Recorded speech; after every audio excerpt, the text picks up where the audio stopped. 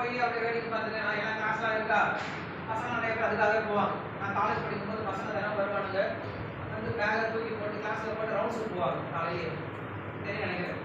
எல்லா கிளாஸ்லையும் போய் எல்லா பக்கங்களும் இருக்கான்னு சொல்லிட்டு எல்லாத்தையும் போய் நாய் சொல்லிட்டு வருவாங்க இல்லையா. மத்தியானம் ரவுண்ட்ஸ் போயிட்டு வருவாங்க, சாயந்தரம் ரவுண்ட்ஸ் போயிட்டு வருவாங்க இல்லையா. அப்புறம் கேண்டீன்லேயே அடைப்பானுங்க, சாப்பாடுங்க எல்லாம் அடியாசம் எல்லாம் சாப்பிட்டு அப்படின்னு சொல்லி கொடுப்பாங்க. ஒரு பிரயோஜனம் கிடையாது இல்லையா. இப்போ ஸ்கூலுக்கு போனால் காலேஜ் போனால் கண்டிப்பாக நமக்கு என்ன இருக்கணும், அங்கே நாலேஜ் கற்றுக்கணும். அதே போல் ஹாஸ்பிட்டலுக்குலாம் என்ன நமக்கு கிடைக்கணும், ஆரோக்கியம் கிடைக்கணும் இல்லையா. ஸோ அதே போல் கோயிலுக்கு போனால் நமக்கு என்ன கிடைக்கணும், பக்தி. பக்தினா என்னது, சாமி கும்பிட்றதா. நம்ம சாமி கும்பிட்டு என்ன வரப்போகுது சாமிக்கு. இப்போ பக்தி நம்ம எதை சொல்கிறோம், உதாரணத்துக்கு இப்போ நம்ம ஏகாதசி விரதம் இருக்குன்னு வச்சுக்கோங்களேன், பெரிய பக்தி மாதிரி சொல்லுவாங்க. வேஷ்டி கஷ்டம் என்ன சொல்கிறாங்க இப்போலாம் பெருசா பக்தி